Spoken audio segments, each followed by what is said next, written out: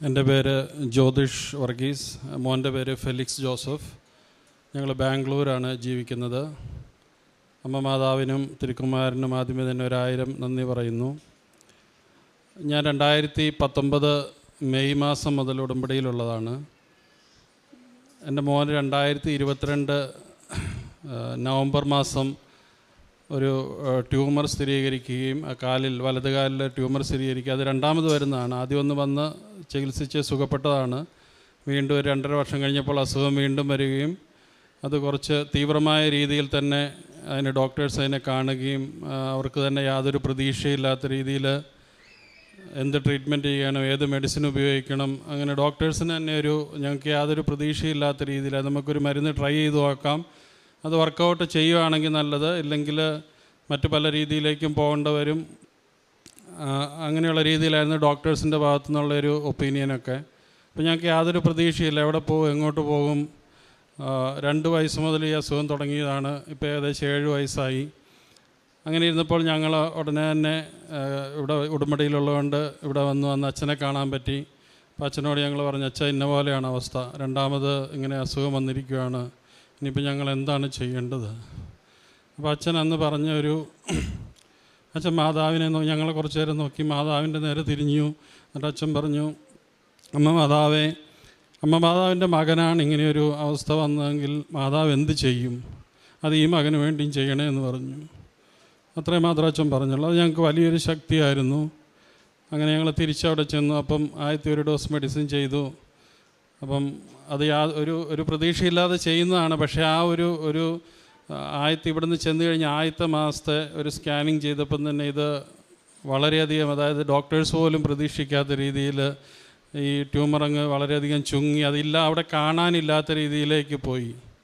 6 സൈക്കിളായിരുന്നു പറഞ്ഞു. പക്ഷേ ആർക്കും പ്രതീക്ഷിക്കാനാവാത്ത രീതിയിൽ അത് അപ്രത്യക്ഷമായി നമ്മൾ തന്നെ പിടിച്ചു നോക്കിയാലും ഒന്നുമില്ല, ഡോക്ടേഴ്സ് എക്സാമിൻ ചെയ്താലും ഒന്നുമില്ലാത്ത രീതിയിലേക്ക് അത് പോവുകയും, എങ്കിലും ട്രീറ്റ്മെൻറ്റിൻ്റെ ഭാഗമായിട്ട് ഒരു കോഴ്സ് കംപ്ലീറ്റ് ചെയ്തു. പക്ഷേ മറ്റ് കോംപ്ലിക്കേഷൻസോ കാര്യങ്ങളൊന്നുമില്ല. സാധാരണ ഏതൊരു ഓൺകോളജി ട്രീറ്റ്മെൻറ്റിനും കടന്നു പോകുന്ന അവസ്ഥകളിൽ കൂടെയൊക്കെ കടന്നുപോയി ഒരുപാട് സ്കാനിങ്ങും മറ്റ് കാര്യങ്ങളെല്ലാം ചെയ്തു. എങ്കിലും യാതൊരു തടസ്സങ്ങളും ഇല്ലാതെ ഇത് തന്നെ ട്രീറ്റ്മെൻറ്റ് കംപ്ലീറ്റ് ചെയ്യാൻ ഇപ്പോൾ ഏകദേശം 1.5 വർഷത്തോളമായി ട്രീറ്റ്മെൻറ്റ് കഴിഞ്ഞിട്ട്. മോൻ വേറെ ആരോഗ്യ പ്രശ്നങ്ങളോ മരുന്നുകളൊന്നും കഴിക്കുന്നില്ല, സുഖമായിട്ടിരിക്കുന്നു, ക്ലാസ്സുകൾ അറ്റൻഡ് ചെയ്യുന്നു. ഇത്രയും വലിയൊരു സൗഖ്യം തന്ന അമ്മ മാതാവിന് 1000 നന്ദി പറയുന്നു. അതുപോലെ തന്നെ ഞങ്ങൾ ബാംഗ്ലൂർ ഈ ഒരു കാലയളവിൽ ഞങ്ങളൊരു സ്ഥലം വാങ്ങിയിരുന്നു, ഒരു വീട് പണിയാൻ വേണ്ടി. അപ്പം പെട്ടെന്ന് ഇങ്ങനെ അസുഖങ്ങളും കാര്യങ്ങളൊക്കെ വന്നപ്പോൾ ഞങ്ങൾക്ക് ആ വീട് പണിയാനുള്ളൊരു താല്പര്യം പോവുകയും, ആ സ്ഥലം വിൽക്കാൻ അത്ര എളുപ്പമുള്ള ഒരു സ്ഥലമല്ലായിരുന്നു, കുറച്ച് ഇഷ്യൂസൊക്കെ ഉള്ള സ്ഥലമായിരുന്നു. അപ്പോൾ ഞങ്ങളത് വാങ്ങിപ്പോവുകയും ചെയ്തു. ഞങ്ങൾക്ക് പിന്നീട് അവിടെ ഒരു വീട് പണിയാനുള്ളൊരു താല്പര്യം ഇല്ലാതെ പോയി. അപ്പോൾ ഞങ്ങളിങ്ങനെ എപ്പോഴും അവിടെ പോയി ഉപ്പൊക്കെ ഇട്ടിങ്ങനെ പ്രാർത്ഥിക്കുമായിരുന്നു. അതുപോലെ ഈ മോൻ്റെ ട്രീറ്റ്മെൻറ്റ് സമയത്തും ഈ കാശ് രൂപം എപ്പോഴും മോൻ്റെ കൂടെയായിരുന്നു. ഞങ്ങൾ എവിടെയൊക്കെ പോയി, എന്തൊക്കെ ടെസ്റ്റിന് പോയി, എന്തൊക്കെ സ്കാനിങ്ങിന് പോയി, എപ്പോഴും ഞങ്ങളൊരു ചെറിയൊരു ബോക്സിൻ്റെ അകത്താണ് കാശ് രൂപ ഇട്ട് സൂക്ഷിക്കുന്നത്. അതെപ്പോഴും മോൻ്റെ സമീപത്ത് വെച്ചുകൊണ്ട്, അതുപോലെ തന്നെ എപ്പോഴും കൊടുക്കുന്ന ഭക്ഷണത്തിലെല്ലാം ഉടമ്പടി ഉപ്പും അതുപോലെ തൈലവും എല്ലാം ഞങ്ങൾ സ്ഥിരമായി കൊടുത്തിരുന്നു.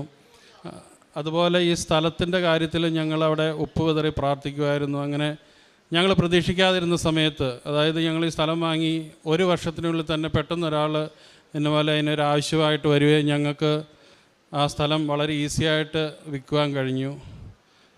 അതിനുശേഷം അപ്പോൾ ഞങ്ങൾ ഈ സ്ഥലം പോയി. അപ്പോൾ ഞങ്ങൾക്ക് വേറൊരു വീട് വാങ്ങണമെന്നുണ്ടായിരുന്നു. അതിനുവേണ്ടി ഞങ്ങൾ പ്രാർത്ഥിച്ചുകൊണ്ടിരുന്നത്. എനിക്കൊന്ന് 5ാമത്തെ ഉടമ്പടി പുതുക്കിയപ്പോഴാണ് അതുവരെ ഞങ്ങൾ ഭൗതികമായിട്ടുള്ള കാര്യങ്ങളൊന്നും അങ്ങനെ നിയോഗങ്ങൾ വെച്ച് പ്രാർത്ഥിക്കാറില്ലായിരുന്നു. അന്നിങ്ങനെ 5ാമത്തെ ഉടമ്പടിയിൽ ഇങ്ങനെ ഒരു വീടിൻ്റെ കാര്യം സമർപ്പിച്ചു. 8ാമത്തെ പുതുക്കലായപ്പോഴേക്കും ഞങ്ങൾ പ്രതീക്ഷിക്കാത്ത, ഞങ്ങൾക്ക് അഫോർഡ് ചെയ്യാൻ പറ്റാതിലും വലിയൊരു വീട് ഞങ്ങൾക്ക് വാങ്ങുവാനുള്ള സാമ്പത്തികമായ ക്രമപ്പെടുത്തലുകൾ അമ്മ മാതാവ് ചെയ്തു തന്നു. അപ്പോൾ ഈ കാലയളവിലൊക്കെ ഞങ്ങൾ ഉടമ്പടി കറക്റ്റായി കണ്ടിന്യൂ ചെയ്തുകൊണ്ടിരുന്നു. മറ്റു ഉടമ്പടി സംബന്ധമായ പ്രാർത്ഥനകൾ, പ്രത്യേകിച്ച് കാരുണ്യ പ്രവൃത്തികൾ ഞങ്ങൾ 1 മാസം പോലും മുടങ്ങാതെ ചെയ്തുകൊണ്ടിരുന്നു. അതായത് ഈ രോഗികളായിട്ടുള്ളവർക്ക് വേണ്ടി സാമ്പത്തികമായ സഹായം എല്ലാ മാസവും നൽകി പോരുന്നു. മറ്റ് ഓർഫനേജുകളിൽ എല്ലാ മാസവും ഞങ്ങൾ സാമ്പത്തികമായ സഹായം നൽകുന്നുണ്ട്. അതുകൂടാതെ തന്നെ ഞങ്ങളുടെ ചുറ്റുപാടുമുള്ള ബുദ്ധിമുട്ടുകൾ അനുഭവിക്കുന്നവർക്ക് റേഷനായിട്ടും മറ്റു കാര്യങ്ങളുമായിട്ട് ഞങ്ങൾക്ക് ലഭിച്ച കൃപ ഞങ്ങൾ കാരുണ്യ പ്രവൃത്തികളിലൂടെ മറ്റുള്ളവരിലേക്ക് സ്ഥിരമായി നൽകിക്കൊണ്ടിരിക്കുന്നു. ഉടമ്പടി നിബന്ധനകളെല്ലാം പാലിച്ചു പോരുന്നു. ഇപ്പോൾ മോന് ഈ എക്സസീവായിട്ടുള്ള ട്രീറ്റ്മെൻറ്റും കാര്യങ്ങളിൽ കൂടിയൊക്കെ കടന്നു പോയതുകൊണ്ട് വളർച്ചയുടേതായ കുറച്ച് കാലിൻ്റെ കുറച്ച് പ്രശ്നങ്ങളൊക്കെ ഉണ്ട്. അപ്പം ഇന്ന് ഞങ്ങൾ അച്ഛനെ കണ്ടു, ആ കാര്യങ്ങൾ പറഞ്ഞ് അച്ഛൻ പ്രാർത്ഥിച്ചു, എനിക്ക് തലയിൽ കൈവച്ച് പ്രാർത്ഥിച്ചു. അപ്പം ഞങ്ങൾക്ക് പൂർണ്ണമായ ബോധ്യമുണ്ട് ആ ഒരു പ്രശ്നവും അമ്മ മാതാവ് പരിഹരിച്ച് അനുഗ്രഹിക്കുമെന്ന് ഞങ്ങൾ പൂർണ്ണമായി വിശ്വസിക്കുന്നു. ഇതാണ് ഞങ്ങളുടെ സാക്ഷ്യം. പുറപ്പാടിൻ്റെ പുസ്തകം 15-ാം അധ്യായത്തിൽ മാറയിലെ ജലത്തെക്കുറിച്ച് തിരുവചനങ്ങൾ അരുളി ചെയ്യുന്നു. അതായത് മോശ ഇസ്രായേൽക്കാരെ ചെങ്കടൽ കടത്തി ചെങ്കടലിൽ നിന്ന് മുൻപോട്ട് നയിക്കുമ്പോൾ അവർക്ക് മരുഭൂമിയിലൂടെയുള്ള യാത്രയിൽ അവർ മോശയ്ക്കെതിരെ പിറുപിറുക്കുന്നുണ്ട്. ഞങ്ങൾ എന്ത് കുടിക്കും, എന്ത് ഭക്ഷിക്കും, ഇങ്ങനെയൊക്കെ പറഞ്ഞ് മോശയ്ക്കെതിരെ പിറുപിറുക്കുന്നു. തിരുവചനം 25 നാം ഇപ്രകാരം വായിക്കുന്നു: അവൻ കർത്താവിനെ വിളിച്ചപേക്ഷിച്ചു. അവിടുന്ന് അവന് ഒരു തടിക്കഷ്ണം കാണിച്ചു കൊടുത്തു. അത് വെള്ളത്തിലിട്ടപ്പോൾ വെള്ളം മധുരിച്ചു. ജീവിതത്തിൻ്റെ പലതരത്തിലുള്ള കയ്പ് നിറഞ്ഞ സാഹചര്യങ്ങൾ, തൻ്റെ കുഞ്ഞിൻ്റെ രോഗാവസ്ഥ, 2019 മുതൽ ഉടമ്പടിയിലുള്ള മക്കളാണ്. തങ്ങൾക്കൊരു പ്രാവശ്യം ആ കുഞ്ഞിന് ഇതേപോലെ അസ്വസ്ഥതകൾ വന്ന് അതൊക്കെ സൗഖ്യപ്പെട്ടതാണ്. എന്നാൽ വീണ്ടും കുറച്ചുകൂടി മോശമായ രീതിയിൽ കാര്യങ്ങൾ മുമ്പോട്ട് വന്നപ്പോൾ സാർക്കോമ ക്യാൻസർ, ഒരു ട്യൂമർ, അപ്പോഴത് കുഞ്ഞിനെ ഒത്തിരിയേറെ ബാധിക്കുന്ന അവസ്ഥയിൽ അതെല്ലാം വ്യക്തമായിട്ട് ജ്യോതിഷ് ഇവിടെ പങ്കുവെച്ച് കഴിഞ്ഞു. ഈ ഒരു അവസ്ഥയിലാണ് ബഹുമാനപ്പെട്ട VP ജോസഫ് അച്ഛനെ വന്ന് കാണുന്നു. അച്ഛൻ്റെ പ്രാർത്ഥനാ ശുശ്രൂഷയിൽ പങ്കെടുത്ത് കൈവയ്പ്പ് ശുശ്രൂഷയുമായിട്ട് ഈ മക്കൾ പോകുമ്പോൾ അവരൊറ്റയ്ക്കല്ല പോയത്, അവർ പരിശുദ്ധ അമ്മയെയും കൂടെ കൊണ്ടുപോയി.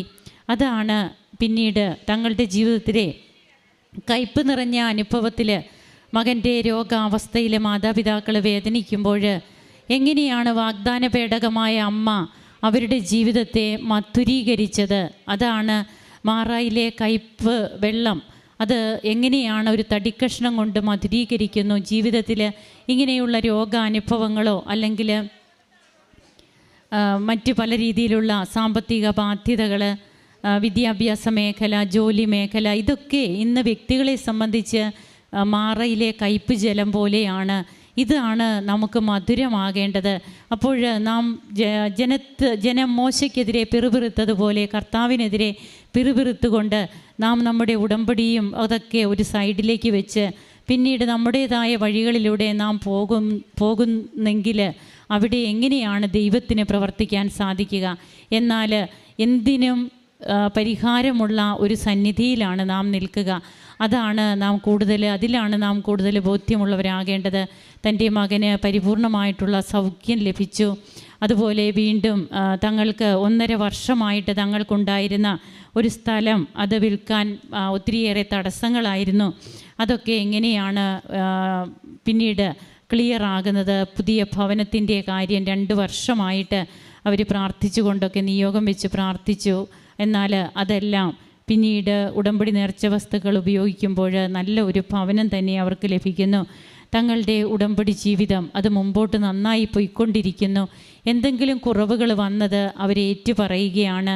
ഇനി കൂടുതൽ തീഷ്ണതയോടെ ഉടമ്പടി ജീവിതം മുമ്പോട്ട് പോകുമെന്ന് പ്രതിജ്ഞയെടുക്കുന്നു. ഈ ഒരു അവബോധം ഇതാണ് നമുക്ക് വേണ്ടത്. നാം എവിടെയെങ്കിലും അല്പം നമുക്ക് തെറ്റിയിട്ടുണ്ടെങ്കിൽ, താളപ്പിഴവ് വന്നിട്ടുണ്ടെങ്കിൽ അത് റെക്ടിഫൈ ചെയ്യുക. അതുകൊണ്ടാണ് പശ്ചാത്തപിക്കുക എന്ന് പറയുക. അതായത് ഇന്ന് തന്നെ നാം പശ്ചാത്തപിക്കുമ്പോൾ ഇന്ന് തന്നെ നമ്മുടെ ഇടയിൽ അത്ഭുതം പ്രവർത്തിക്കുന്ന കർത്താവിൻ്റെ തിരുവചനങ്ങളാണ് നമുക്ക് സ്വന്തമായിട്ടുള്ളത്. കരങ്ങളടിച്ച് ഈ കുടുംബത്തെ സമർപ്പിച്ച് നമുക്ക് ദൈവത്തെ സ്തുതിക്കാം. യേശുവേ നന്ദി, യേശുവേ സ്തുതി, യേശുവേ ആരാധന. അത്യപൂർവ ദൈവാനുഭവങ്ങൾ ഇനി നിങ്ങൾക്കും സ്വന്തം. ഈ യൂട്യൂബ് ചാനൽ ഇതുവരെ സബ്സ്ക്രൈബ് ചെയ്തിട്ടില്ലെങ്കിൽ ഇപ്പോൾ തന്നെ സബ്സ്ക്രൈബ് ചെയ്യുക. ഈ വീഡിയോ ഇപ്പോൾ തന്നെ നിങ്ങളുടെ സുഹൃത്തുക്കൾക്ക് ഷെയർ ചെയ്തുകൊണ്ട് കർത്താവിൻ്റെ പ്രേക്ഷിതരാകുക.